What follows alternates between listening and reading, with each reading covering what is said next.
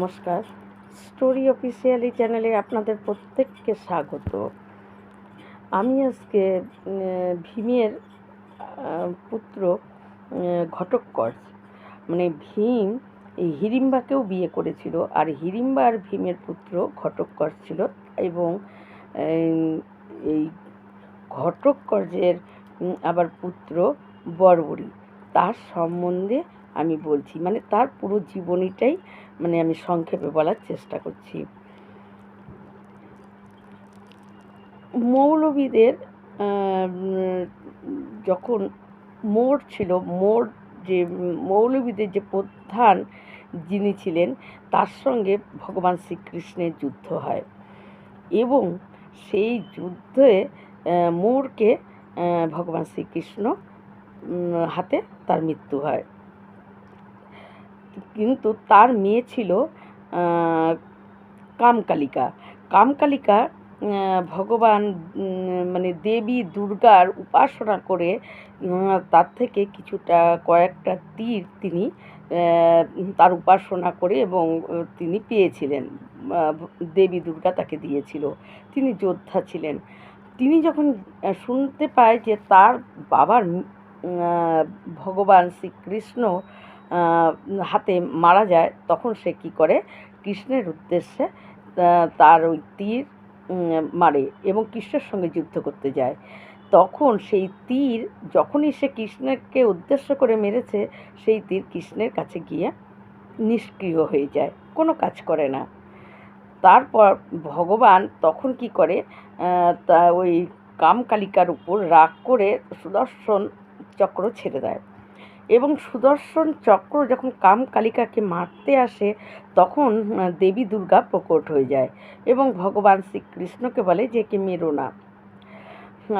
আর কামকালিকাকে কৃষ্ণ সম্বন্ধে দেবী দুর্গা সব বলে এবং কামকালিকা তখন কৃষ্ণের চরণে পড়ে এবং ক্ষমা চায় এবং বলে যে আমি খুব ভুল করেছি, আমার এটা করা উচিত হয়নি। ভগবান তাকে ক্ষমা করে দেয় এবং ভগবান তখন কি করে, কামকালিকার সঙ্গে ঘটোৎকচের বিয়ে ঠিক করে। এটা ভীম আর হিড়িম্বা যখন জানতে পারে যে ভগবান তাদের ছেলের বিয়ে ঠিক করেছে, তারা খুব খুশি হয় এবং ভগবান ওই কামকালিকার সঙ্গে ঘটোৎকচের বিয়ে দেয়। বিয়ে দিয়ে ভগবান বলে যে এদের যখন সন্তান হবে, সেই সন্তানকে হিড়িম্বাকে বলে যে এদের সন্তান যে হবে সেই সন্তানকে ধর্ম, জ্ঞান, উপদেশ এগুলো দেবে বলে ভগবান চলে যায় এবং তাদের সন্তান হয় বর্বরী। এবং বর্বরী যখন ছোট, তখন হিড়িম্বার থেকে সে ধর্ম, জ্ঞান এবং আধ্যাত্মিক বিষয় তিনি শুনতেন এবং তিনি ওই ছোট্ট বালক একদিন হিড়িম্বাকে প্রশ্ন করে যে খুব সহজে মোক্ষ লাভ করা যায় কি করে। তখন হিড়িম্বা সেই বালককে বলে যে খুব সহজে মোক্ষ লাভ করতে গেলে ভগবানের হাতে যার মৃত্যু হয়, সে খুব সহজেই মোক্ষ লাভ করেন। তখন সেই বালক বলে যে আমি তাহলে ভগবান শ্রীকৃষ্ণকে গিয়ে অনুরোধ করি, তিনি যেন আমার গলা কেটে ফেলে, তাহলে তো আমার মোক্ষ লাভ হয়ে যাবে। তখন হিড়িম্বা বলে ভগবান কাউকে অন্যায়ভাবে কাউকে মারে না, তাই ভগবানের হাতে যদি মরতে হয় তাহলে তোমাকেও ভগবানের মতো যোদ্ধা হতে হবে, তার সমান যোদ্ধা হতে হবে, তাহলেই তুমি ভগবানের হাতে এবং বীর গতি প্রাপ্ত হতে হবে। যদি বীর গতি তুমি পাও তাহলে তুমি মোক্ষ পাবে, তাই তোমার যুদ্ধ শিখতে হবে এবং যুদ্ধ ভগবানের মতন যোদ্ধা হতে হবে। তিনি তার মার কাছেই যুদ্ধ শিখত, কিন্তু তারপরে ওই বালক তপস্যা করতে বসে এবং দেবী দুর্গা তার তপস্যায় প্রসন্ন হয় এবং তাকে এসে যুদ্ধ এবং অস্ত্র শস্ত্র সমস্ত জ্ঞান তাকে দেয়। দিয়ে দেবী দুর্গা বলে যে তোমার যদি মনের মতো কোনো তীর বা কোনো অস্ত্রশস্ত্র পেতে চাও, তাহলে তুমি এই জায়গাতে বসেই সিদ্ধিমাতার তপস্যা করো, সে তোমাকে তোমার যেটা চাও, তোমার মনের যেটা ইচ্ছা সেটা তোমাকে দান করবে। তখন সেই জায়গায় বসেই সেই বালক বড়বড়ি সিদ্ধিমাতার তপস্যা করতে থাকে। সিদ্ধিমাতা তার তপস্যায় সন্তুষ্ট হয়ে তাকে 3টি তীর দেয় এবং সেই 3টি তীরের অনেক গুণ সেটা তাকে বলে দেয় এবং তখন সেই তীর 3টি নিয়ে ওই বড়বড়ি তিনি ফিরে আসেন তার বাড়িতে। তখন সেই সময় কুরুক্ষেত্রের যুদ্ধ হবেই তার প্রস্তুতি চলছিল এবং অনেক বড় বড় যোদ্ধারা তাদের ইচ্ছামতো দলে তারা নিজেদের ইচ্ছামতো দলে তারা যোগ দিচ্ছিল। কেউ পাণ্ডবদের দলে, কেউ কৌরবদের পক্ষে লড়বে, এরকমভাবে যোগ দিচ্ছিল। তখন ওই বড়বড়ির খুব ইচ্ছে হয় যে তিনি এই কুরুক্ষেত্রের যুদ্ধে যোগ দেবেন। কিন্তু তিনি যখন বাড়িতে যায় তার মা তখন তাকে বলে যে তুমি যে এত বড় বড় সমস্ত গুণের তীর তপস্যা করে তুমি আনছো, তুমি এত বড় যোদ্ধা হয়ে যাচ্ছ যে তোমাকে মানে কেউ মারতে পারবে না, অজয়। মানে ভগবান কৃষ্ণ ছাড়া বড়বড়িকে কারো মারার ক্ষমতা নেই, এত বড় বীর, তা তুমি এইগুলো করে কি করবে? তখন তার মায়ের সামনে সেই বড়বড়ি প্রতিজ্ঞা করে যে আমি যুদ্ধ করব, কিন্তু যেই পক্ষ দুর্বল তাদের হয়ে যুদ্ধ করব। এটা বড়বড়ির প্রতিজ্ঞা। আর ক্ষত্রিয়দের প্রতিজ্ঞা মানে প্রতিজ্ঞা, তারা কোনো মূল্যেই সেই প্রতিজ্ঞা ভঙ্গ করবে না এবং প্রতিজ্ঞা তারা পালন করবেই। তাই বড়বড়ি তার মার কাছে এই প্রতিজ্ঞা করে ওই 3টি তীর নিয়ে তিনি পাণ্ডবদের ওখানে যায় এবং পাণ্ডবরা বড়বড়িকে দেখে খুব খুশি হয় এবং তারা বলে যে তুমি 3টি তীর নিয়ে মাত্র কুরুক্ষেত্রের মতন এই বড় যুদ্ধ করতে এসেছো? তখন পাণ্ডবদেরকে বড়বড়ি বলে যে এই 3টি তীরই আমি এক পলকে এই যুদ্ধ শেষ করে দিয়ে চলে যেতে পারি। এই 3টি তীর আমার এত শক্তিশালী। কিন্তু পাণ্ডবরা খুব আনন্দ করছিল তাদের, কারণ বড়বড়ি পাণ্ডবদের হয়ে লড়বে সেটা পাণ্ডবেরাও নিশ্চিন্ত ছিল, কারণ কৌরবদের তুলনায় পাণ্ডবরা ছিল দুর্বল আর বড়বড়ির প্রতিজ্ঞা ছিল যে পক্ষ দুর্বল তাদের হয়ে লড়বে। কৌরবদের অনেক পাণ্ডবদের তুলনায় সৈন্যদল ছিল অনেক বেশি এবং যোদ্ধাও ছিল অনেক বেশি, কিন্তু পাণ্ডবদের যোদ্ধাও কম ছিল, সৈন্যবলও দলও কম।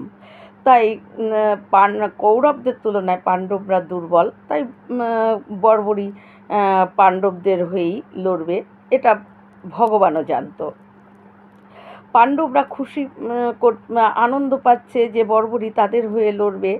তখন সেই সময় ভগবান কি করে, একটা দরিদ্র ব্রাহ্মণ সেজে বড়বড়ির কাছে আসে এবং তাকে বলে যে যে তুমি 3টি তীর নিয়ে যুদ্ধ করতে এসেছো, তোমার সৈন্যদল কোথায়? তখন ভগবানের কথায় বলে যে আমার সৈন্যদলের প্রয়োজন নেই, এই 3টি তীরের অনেক গুণ, আমি চোখের পলকে এই যুদ্ধ শেষ করে দিয়ে চলে যাব। ভগবান ছদ্মবেশী ভগবান মানে ব্রাহ্মণরূপী সে বড়বড়িকে নিয়ে একটা অশ্বত্থ গাছের নিচে দাঁড়িয়ে তারা দুইজনে মিলে কথা বলছে।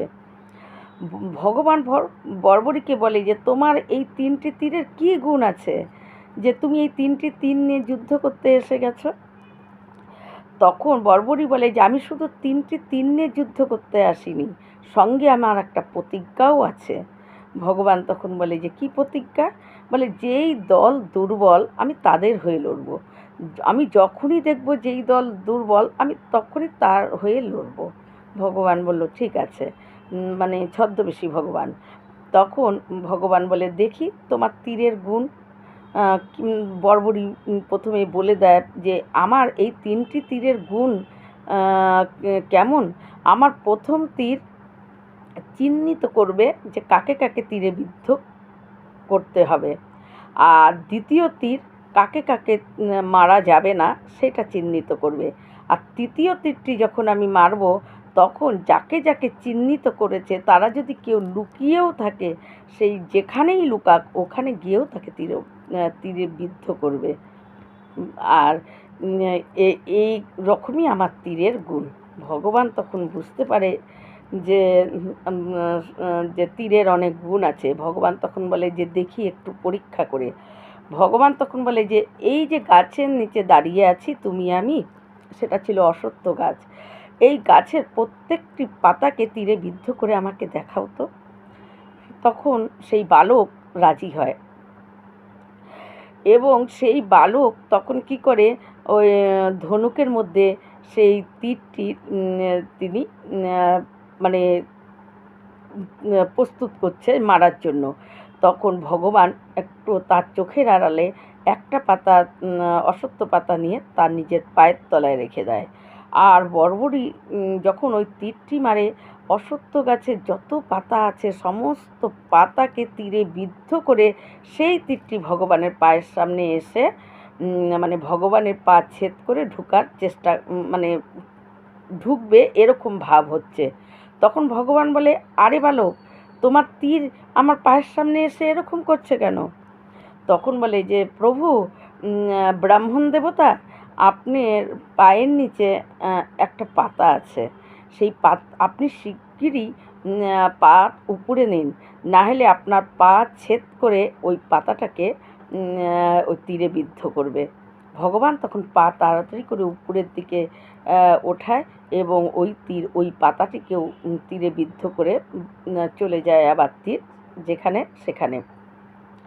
ভগবান এই তীরের গুণ দেখে ভগবান বুঝতে পারে যে এই বালক যা বলেছে একদম সত্য। তখন ভগবান বলে যে তুমি কাদের হয়ে লড়বে? তখন সেই বালক বলে যে আমি তো পাণ্ডবদের হয়ে লড়ব, কারণ কৌরবদের তুলনায় পাণ্ডব পক্ষ, পাণ্ডবদের তারা একটু দুর্বল, তাই আমি তাদের হয়ে লড়ব। আমি যখন যে দুর্বল আমি তার হয়ে লড়ব। ভগবান তখন বুঝতে পারে যে, আর ভগবান তখন বলে যে তোমার প্রতিজ্ঞা? বলে আমার প্রতিজ্ঞা এটাই, যখন যেই দল মানে দুর্বল আমি তখন তার হয়ে লড়ব।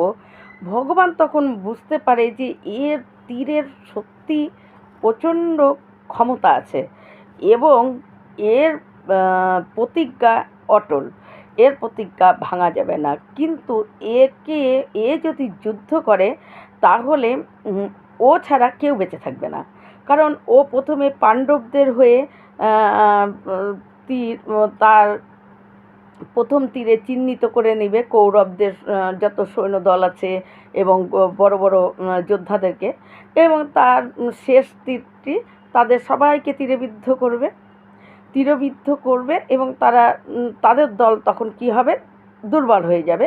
পাণ্ডবের দল তখন কি হবে, ওদের কৌরবের থেকে শক্তিশালী হবে।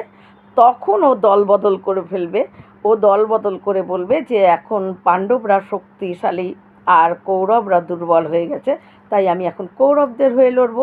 তখন কি করবে, আবার ওই তীরে পাণ্ডবদেরকে চিহ্নিত করবে, আবার শেষ তীরে পাণ্ডবদের সবাইকে মেরে ফেলবে। তাহলে এই যুদ্ধের সমীকরণই সম্পূর্ণ আলাদা হবে, আর এই যুদ্ধের কোনো মানেই হবে না করা।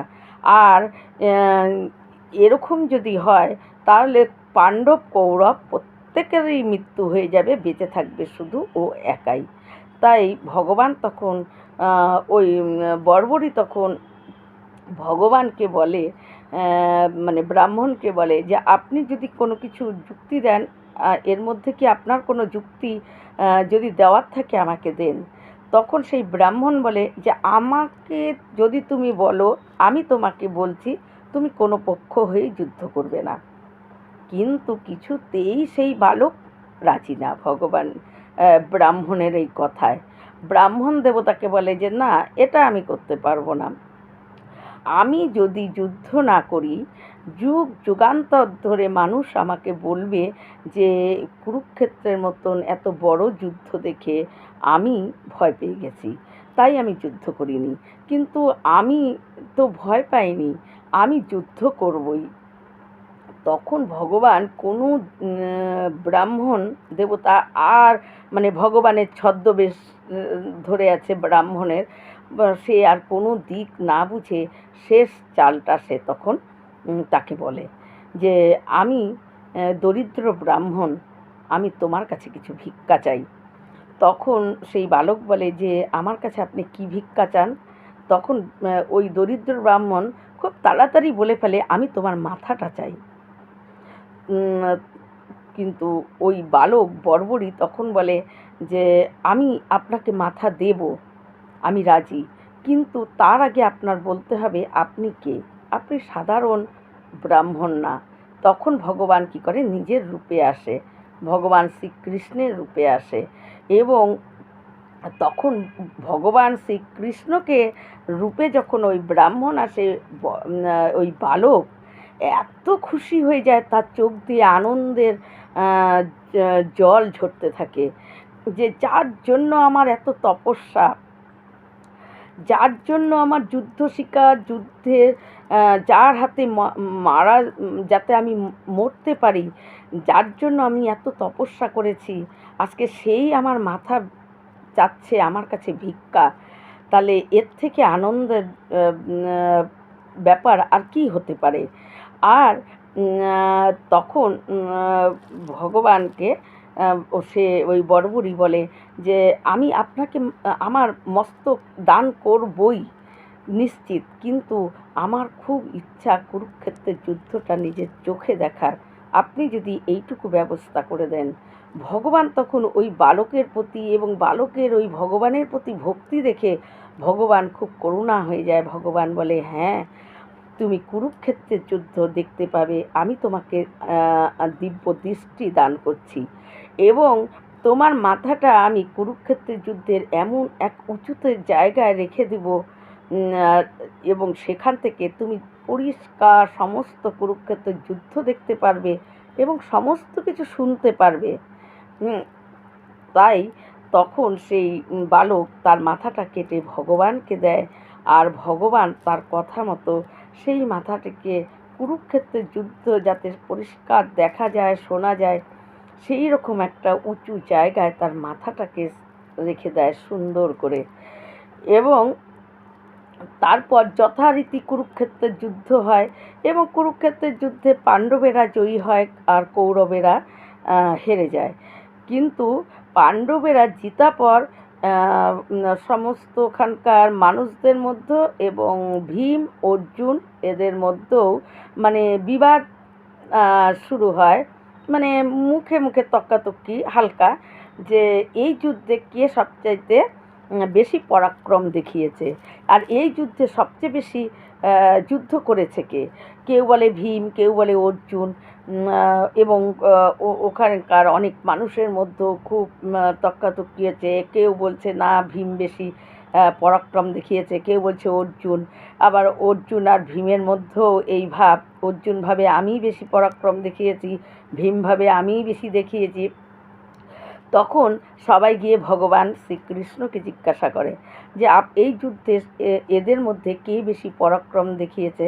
ভগবান বলে যে আমি সারথি হয়ে বসেছিলাম, আমি বলতে পারবো না যে কে বেশি পরাক্রম, কে বেশি যুদ্ধ করেছে, কে বেশি শক্তি খাটিয়েছে, আমি বলতে পারবো না।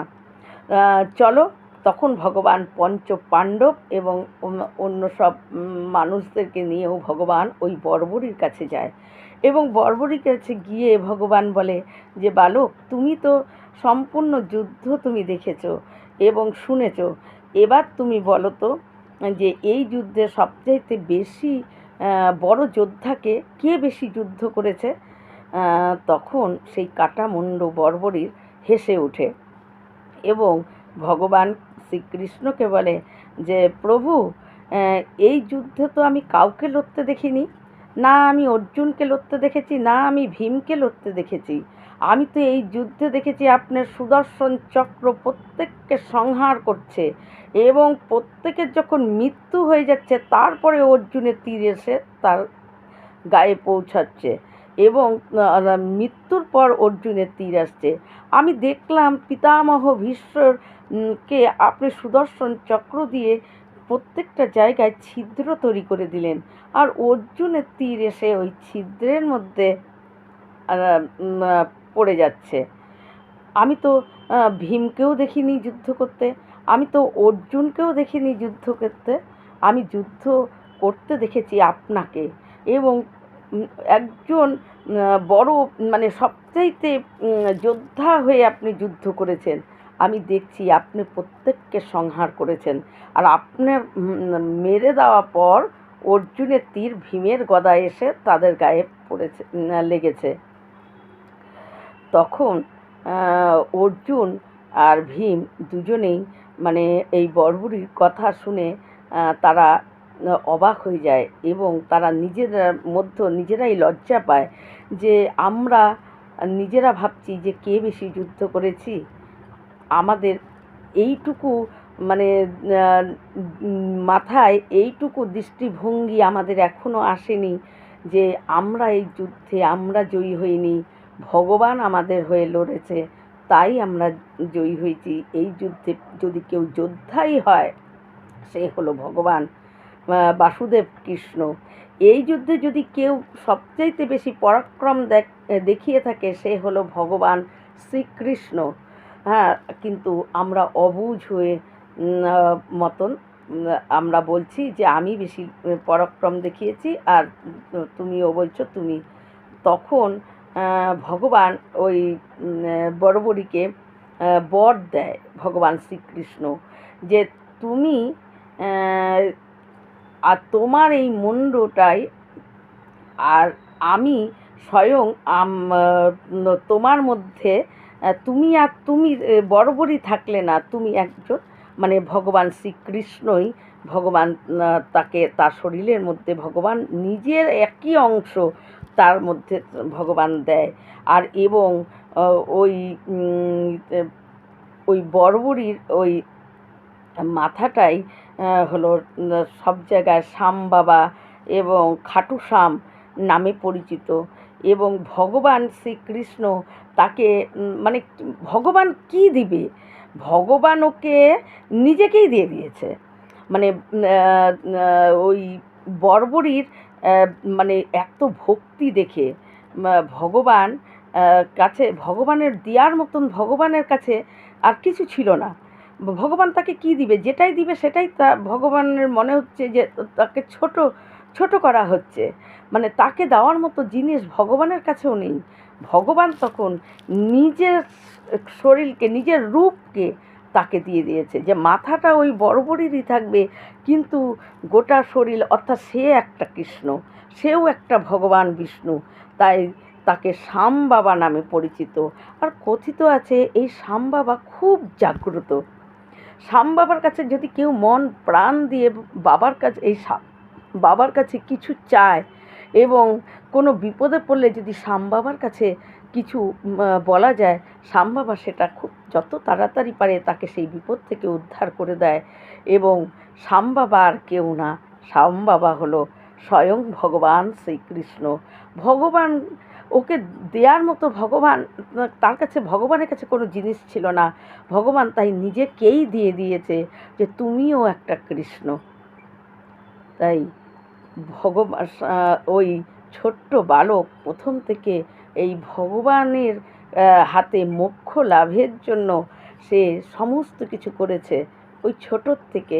আর ভগবান শেষে তার কাছেই ঋণী হয়ে যায় যে তাকে কি দেবে, তাকে যেটা দিচ্ছে সেটাই যেন ভগবানের মনে হচ্ছে যে ওকে আমার কম দেয়া হচ্ছে, তাই ভগবান নিজেকেই দিয়ে দিচ্ছে, নিজের স্বরূপটাই তাকে দিয়ে দিয়েছে।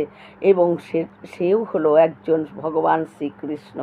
আর শ্যাম বাবা খুব জাগ্রত, এবং শ্যাম বাবার কাছে মন প্রাণ দিয়ে যদি কেউ কিছু চায় এবং তাকে তার ঝোলি সঙ্গে সঙ্গে সে শ্যাম বাবা পূরণ করে দেয়।